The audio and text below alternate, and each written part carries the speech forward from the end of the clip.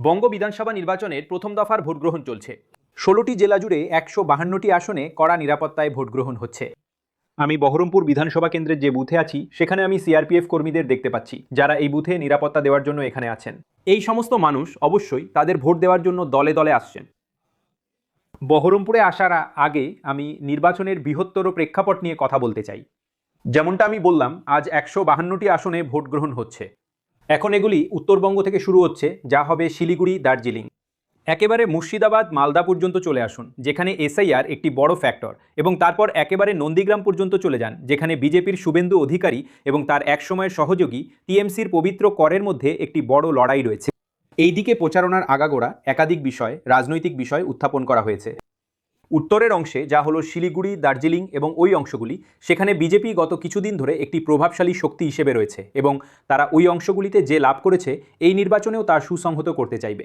কিন্তু মোটের ওপর যদি আপনি এই আসনগুলিতে ২০২১-এ যে ধরনের প্রতিদ্বন্দ্বিতা হয়েছিল তার সামগ্রিক সংখ্যার দিকে তাকান, তাহলে টিএমসি বেশি সংখ্যক আসনে বিজয়ী হয়েছিল, যা স্বাভাবিক, কারণ তারা সরকার গঠন করেছিল। কিন্তু এইবারও অনেক ফ্যাক্টর কাজ করছে, যার মধ্যে এসআইআরও রয়েছে, যেমনটা আমি বললাম, উদাহরণস্বরূপ মুর্শিদাবাদ এবং মালদায়। আমি এখন মুর্শিদাবাদ জেলায় আছি। এসআইআর একটি বড় ফ্যাক্টর হয়ে উঠেছে। বস্তুত মুর্শিদাবাদই সেই জেলা যেখানে বিচার প্রক্রিয়ার পরে এসআইআর এর ক্ষেত্রে, মানে এসআইআর তালিকা থেকে সবথেকে বেশি সংখ্যক নাম বাদ পড়তে দেখা গেছে। এখন এটা এমন একটা বিষয় যা নিয়ে ভাবতে হয় যে এখানের ভোটে এর ফল কি হবে। সহজ কথায় এর মানে হলো, এখানে মুর্শিদাবাদে, মালদায় এবং এই জেলাগুলিতে অনেক মানুষ আছেন যারা এবারে ভোট দিতে পারবেন না, কারণ তাদের আবেদনগুলি এখনও বিচারাধীন।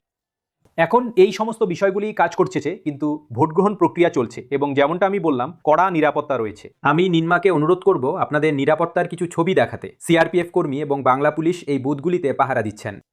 এই মুহূর্তে বাংলায় কেন্দ্রীয় পুল থেকে প্রচুর সংখ্যক নিরাপত্তা কর্মী উপস্থিত রয়েছেন, ২৪০০রও বেশি কোম্পানি, যার মানে হলো বুটস অন ফিল্ডে থাকা কর্মী নিরিখে এর মানে হলো কমপক্ষে ২০ লক্ষ বা তার বেশি নিরাপত্তা কর্মী। এটা একটা অনেক অনেক বড় সংখ্যা, এবং নির্বাচন কমিশন বলছে যে তাদের লক্ষ্য, তাদের উদ্দেশ্য হলো একটি অবাধ ও সুষ্ঠু ভোট গ্রহণ প্রক্রিয়া নিশ্চিত করা। আর সেই কারণেই তাদের এই সমস্ত নিরাপত্তা কর্মীরা এখানে রয়েছেন, এই বুথগুলিতে পাহারা দিচ্ছেন, এবং আসলে আপনি এখানে সিসিটিভি ক্যামেরাও দেখতে পাচ্ছেন, যেটা নির্বাচন কমিশন বলেছে যে তারা সব বুথে লাগাবে, শুধুমাত্র কাজকর্মের ওপর নজর রাখার জন্য। এই সব কিছু এখানে ঘটছে। এত লোকজন এখানে সকাল সকাল। ম্যাডাম, আপনার নাম কি? আপনার নাম কি? হ্যাঁ, বাণী বিশ্বাস। বেস্ট বেঙ্গালি জি, এত সকালে, এত সকাল সকাল আপনি চলে এলেন? হ্যাঁ, আচ্ছা। আমি থাকি ওল্ড এজ হোমে। হুম। ওই জায়গাটা থেকে অনেক দূরে থাকি। হ্যাঁ হ্যাঁ। কাশিম বাজার, ওখান থেকে এসেছি। মানে অনেক দূর থেকে এসেছেন? অনেক দূর থেকে এসেছি, মানে টোটো রিজার্ভ করে এসেছি। আচ্ছা আচ্ছা। তাহলে এটা বলুন ম্যাম, কোনো পার্টির নাম নেবেন না, কিন্তু আপনাদের জন্য সবচেয়ে বড় ইস্যুস কি আছে এই ইলেকশনে? আপনাদের জন্য বড় ইস্যুটা কি? কোনো পার্টির নাম নেবেন না, কিন্তু আপনাদের জন্য সবচেয়ে বড় ইস্যু কি এই ইলেকশনে? দেখবো যিনি ভালো হয় আর কি, সেরকম ঠিক ইয়ে করে দেবো আর কি, ভোটটা সেরকম জায়গায়। জি। হ্যাঁ, ওকে। যাতে ভালো হয় আর কি। জি, আপনার নাম কি ম্যাম? আপনার নাম? সুনিতা সরকার।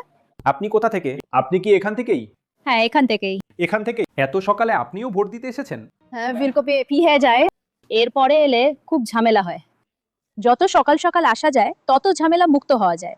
জি, কোনো পার্টি ফার্টির নাম না নিয়ে আপনার জন্য একজন তরুণ হিসেবে এই ইলেকশনে বড় ইস্যুটা কি? বড় ইস্যু এখানে একটাই আছে, বৃষ্টি। অল্প একটু বৃষ্টি হলেই সবার ঘরে জল ঢুকে যায়। এই এত বড় ইস্যু, এই প্রবলেমটা সলভই হয় না। হুম।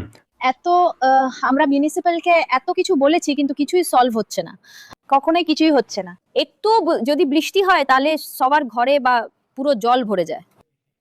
একদম পুরো দিন আমরা ট্রাভেল।